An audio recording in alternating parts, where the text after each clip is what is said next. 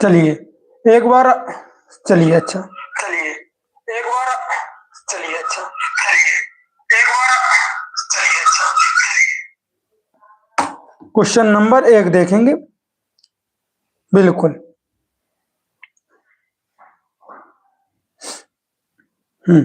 थोड़ी आवाज में दिक्कत आ रही थी और वो अब इस समय सोल्व हो चुकी है। चलिए अच्छा क्वेश्चन नंबर 1 पर बात करते हैं। अब अच्छे से क्लास को कंटिन्यू करते हैं। चलिए क्वेश्चन नंबर 1 देखेंगे।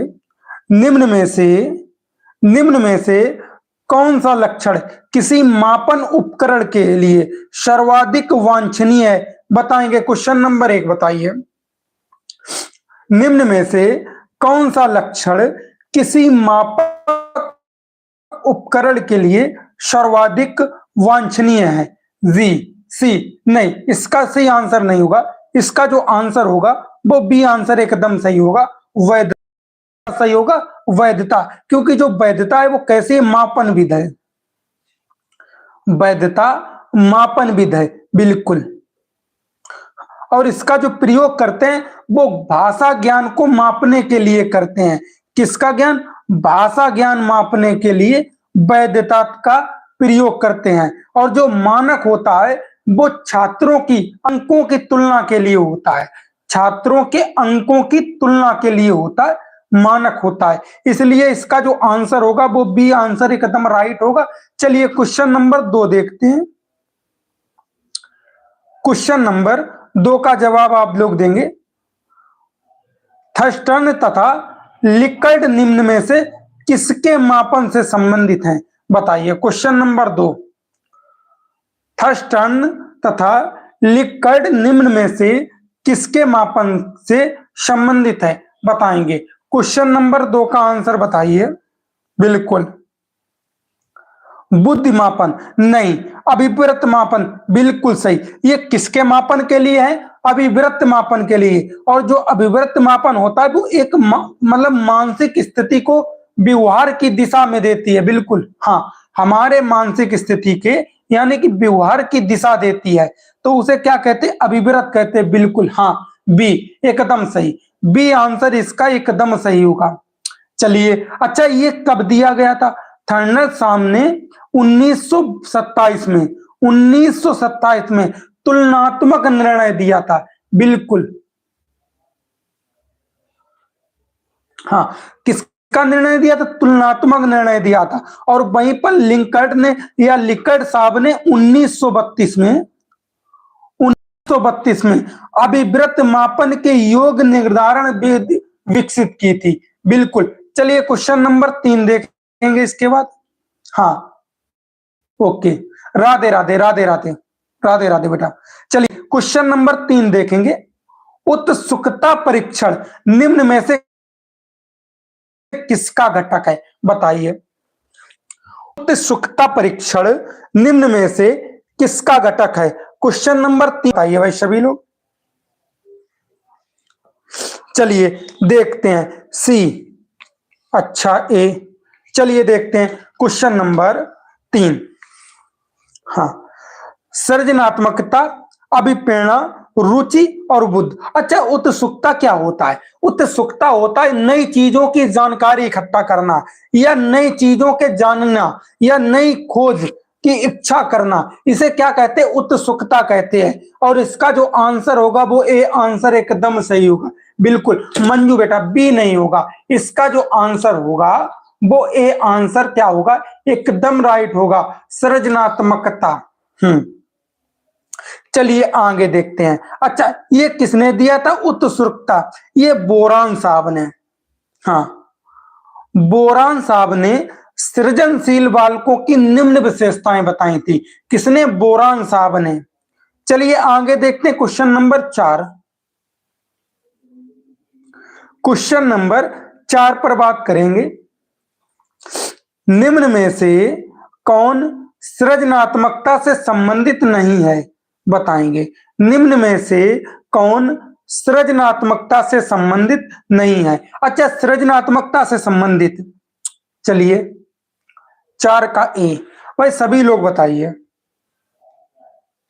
कितने। हाँ, कितने बताए थे? 4 प्रकार। 4 तत्व बताए थे।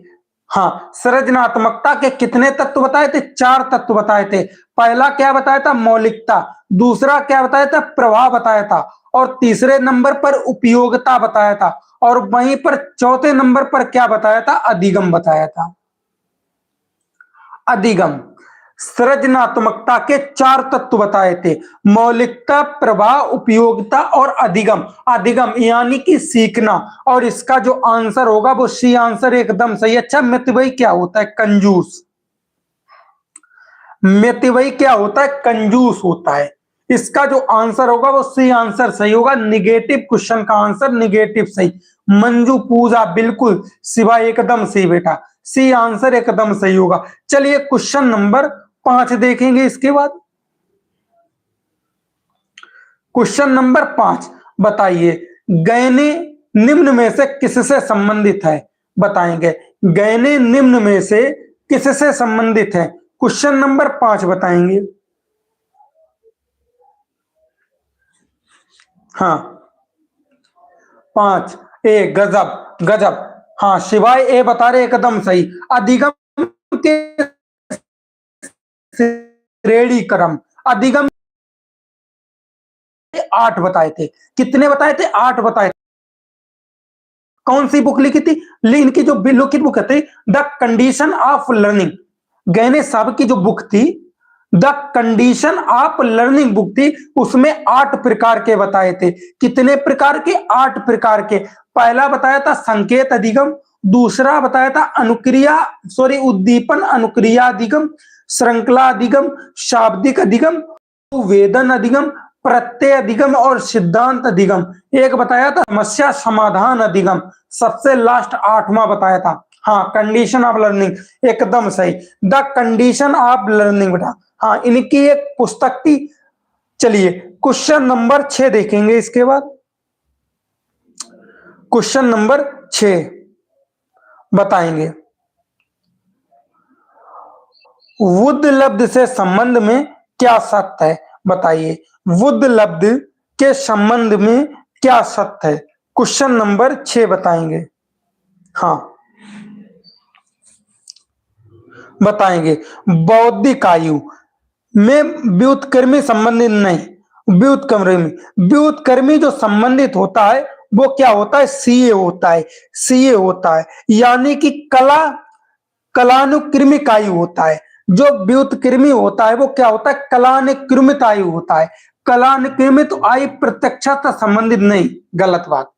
कलानुक्रमित आयु से व्युत्क्रमी संबंधित है, एकदम सही, बिल्कुल सिवाय। इसका जो आंसर होगा वो सी आंसर सही होगा। बुद्ध लब्ध का सूत्र क्या होता है? मानसिक आयु वटे कलानुक्रमिक आयु इंटू 100, बिल्कुल, यमे अपान सीए, यमे अपान सीए। और इसका जो आंसर होगा वो सी आंसर एकदम सही होगा, इंटू 100। चलिए आगे देखते, बिल्कुल, राधे राधे बेटा, राधे राधे। यहां पर एक बात और सीखेंगे, जो आईक्यू का विचार है, जो आईक्यू का विचार है वो सर्वप्रथम विलियम स्टर्न साहब ने दिया है। किसने दिया है? विलियम स्टर्न साहब ने। वहीं पर आईक्यू का जो सूत्र है वो किसने दिया है? लुइस टर्मन साहब ने दिया है 1916 में। लुइस टर्मन साहब ने 1916 में दिया है। और जो आईक्यू विचार है वो 1912 में दिया है विलियम स्टर्न ने। और इसका जो आंसर है वो सी सही है। चलिए क्वेश्चन नंबर 7 देखेंगे। 16 पीएफ का प्रयोग किसके मापन हेतु किया जाता है? बताएंगे 16 पीएफ का प्रयोग किसके मापन हेतु किया जाता है? पर्सनालिटी फैक्टर, बताएंगे। हाँ, और ये किसने किया था? कैटल साहब ने। कैटल साहब ने इसका प्रयोग किया था। और 17 वर्ष से अधिक आयु के बच्चों के लिए, कितने वर्ष की आयु के लिए? 17 वर्ष के अधिक आयु के बच्चों के लिए। और 16 गुण बताए थे। कितने बताए थे? 16 गुण, बिल्कुल। व्यक्तित्व के लिए एकदम सही, सी आंसर। मंजू बिल्कुल सही, सी आंसर एकदम सही होगा। व्यक्तित्व के लिए बिल्कुल बेटा, सिवाय कैटल साहब। और 17 प्लस आयु के लिए 16 गुणों के बारे में बताया था। चलिए क्वेश्चन नंबर 8 देखेंगे इसके बाद। वुड का तरल मोजेक मॉडल किसने दिया था? बताएंगे वुड का तरल मोजेक मॉडल किसने दिया था? Question number 8। और कितने मॉडल दिए थे? 2 मॉडल दिए थे, एक तरल दिया था और दूसरा क्या दिया था? कठोर दिया था। हाँ, और ये किसने दिया था? ये दिया कैटल साहब ने। एकदम सही, कैटल साहब ने, बिल्कुल एक गजब।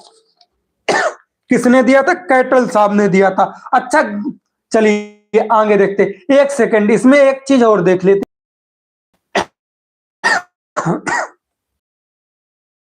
उन्होंने वुड की संरचना का मॉडल दिया था, बिल्कुल 2 बताए थे। इन्होंने क्या किया था? वुड की संरचना का मॉडल दिया था। हाँ, और वहीं पर थर्नल साहब ने, इन्होंने समूह कारक सिद्धांत दिया था, और स्पीयरमैन साहब ने द्विकारक सिद्धांत दिया था। स्पीयर साहब ने द्विकारक सिद्धांत दिया था। चलिए, शायद बफरिंग हो रही है, नेटवर्क प्रॉब्लम हो रही है। चलिए अब सही हो गया होगा। क्वेश्चन नंबर 9 देखेंगे। बच्चे के संज्ञानात्मक विकास हेतु उत्तम स्थान बताइए। बच्चे के संज्ञानात्मक विकास हेतु उत्तम स्थान। गजब, डी एकदम सही। इसका जो आंसर होगा वो डी आंसर एकदम सही होगा। विद्यालय एवं कक्षा का वातावरण। गजब, विद्यालय एवं कक्षा का वातावरण, क्योंकि यहाँ पर शारीरिक विकास, सामाजिक विकास और मानसिक विकास, मतलब सर्वांगीण विकास की हाँ होता है। गजब। चलिए क्वेश्चन नंबर 10 देखेंगे। अभिप्रेरणा के स्रोत कौन कौन से हैं? बताएंगे अभिप्रेरणा के स्रोत कौन से हैं? आवश्यकता, चालक, प्रेरक और इच्छा। मोटिवेशन के स्रोत कौन से हैं? क्वेश्चन नंबर 10 बताएंगे मोटिवेशन की। अच्छा, हमें आवश्यकता होती है, आवश्यकता होती है तो हमें किसकी जरूरत पड़ती है? मोटिवेशन की। इसका जो आंसर होगा वो ए आंसर एकदम सही होगा। चलिए क्वेश्चन नंबर 11 देखेंगे।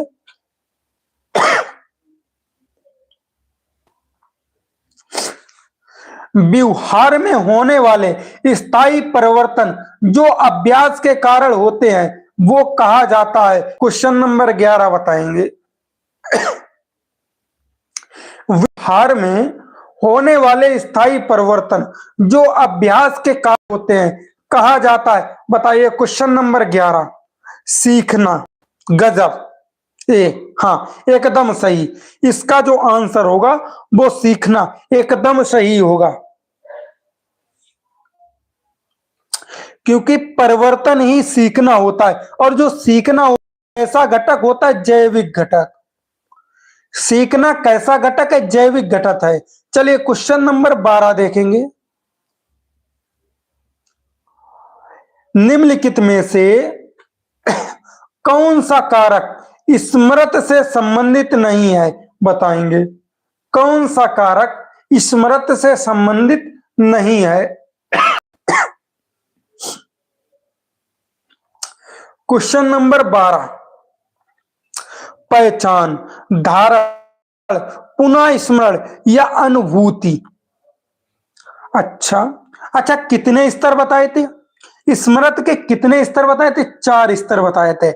पहचान, धारण, पुनः स्मरण और अधिगम, यानी कि सीखना। लेकिन अनुभूत नहीं। अनुभूत क्या होता है? अनुभूत होता है हमारी इंद्रियों, जैसे नाक, कान, गाल, मतलब एकदम हाँ बिल्कुल अनुभूत होता है हमारी इंद्रियों। इसका जो आंसर होगा, चलिए क्वेश्चन 13। आज ज्यादा क्वेश्चन नहीं है, केवल 20 क्वेश्चन है। मैस्लो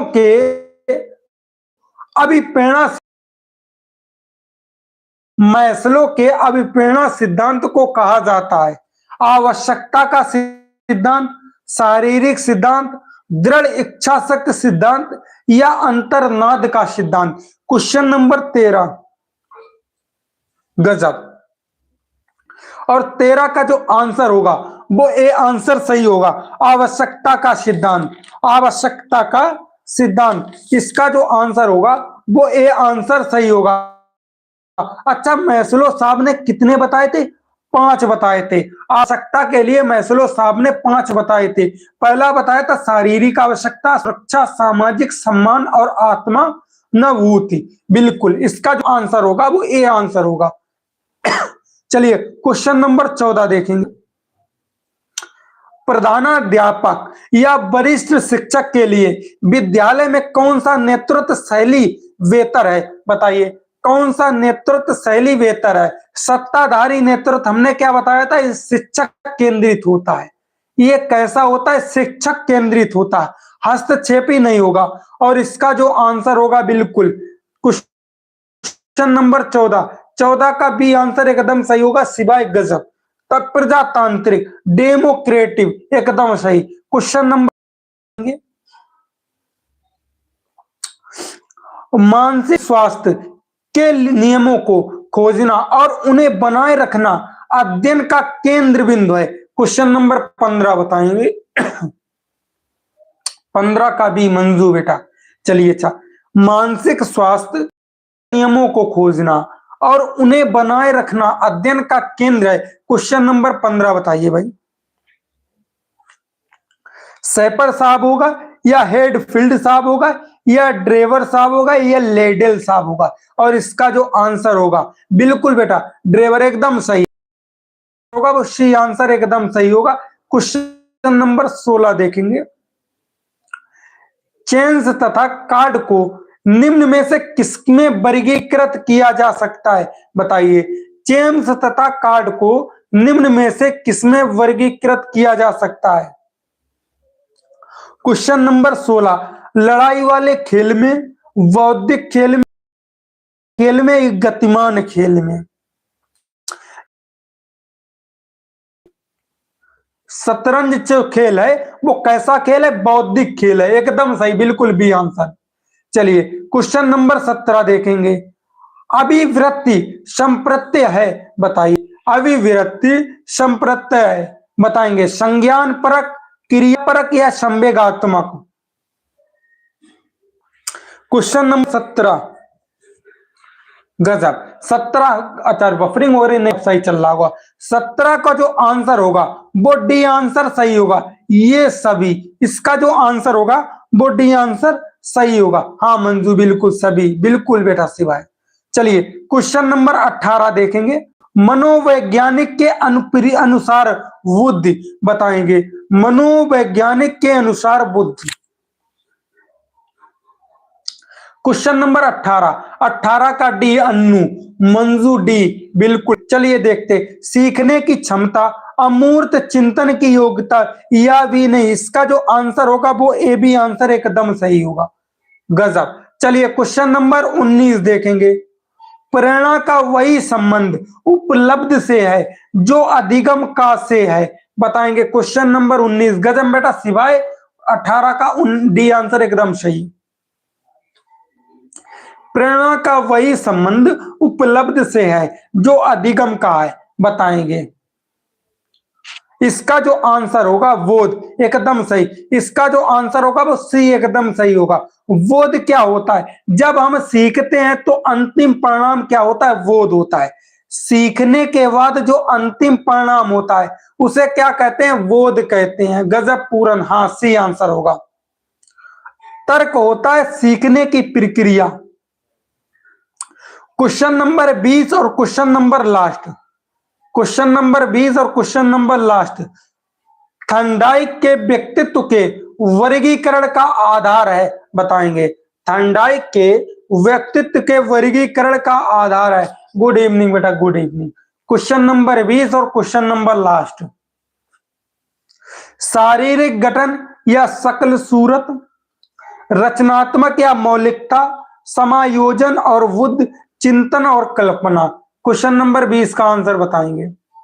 20 का डी सी और 20 का जो आंसर होगा वो डी आंसर होगा, चिंतन और कल्पना। ये किसने? थर्नडाइक द्वारा, क्योंकि व्यक्तित्व परीक्षण के लिए किया गया था। और कितने प्रकार बताए थे? 3 प्रकार बताए थे। पहला प्रकार बताया था सूक्ष्म विचारक, दूसरा प्रत्यक्ष विचारक और तीसरा बताया था स्थूल विचारक।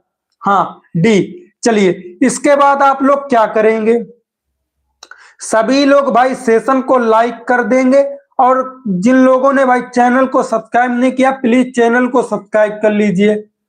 बात ये इतने कम क्वेश्चन लाने का कारण है कि मेरी तबीयत इस समय सही नहीं चल रही है, मेरा गला बहुत खराब है, इतने ही क्वेश्चन कराने में मेरा गला बैठ सा गया है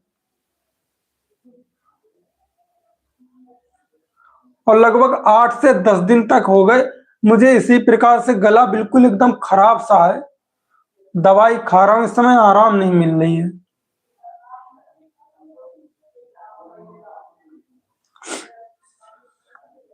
चलिए फिर हम क्लास को यहीं रोकते हैं। हाँ नहीं सर, उसके बाद अब बहुत ही गजब तरीके से क्लास होगी, क्लास बहुत गजब से। हाँ और अब हाँ, और जो बच्चे सीटेट का एग्जाम दिए थे उनका जो रिजल्ट आ चुका है, मेरे पास लगभग 12 से 15 बच्चों का रिजल्ट आ चुका, बहुत गजब के नंबर हैं। और आज एक बच्ची थी श्रेया, हाँ आज एक बच्ची थी श्रेया, उसने अपना रिजल्ट हमें सेंड किया था। उस बच्ची के जो नंबर थे वो कितने थे पता है? 114 नंबर। मैं कल रिजल्ट पिन कर दूंगा सीटेट का। सीडीपी में 27 क्वेश्चन सही थे उसके, 114 क्वेश्चन सही थे, बहुत ही गजब के नंबर आए उसके बच्चे के। श्रेया शर्मा नाम था। कल मैं रिजल्ट इसमें पिन कर दूंगा, लगभग 8 से 10 रिजल्ट। चलिए फिर हम क्लास को यहीं रोकते, धन्यवाद। हाँ चैनल को प्लीज जरूर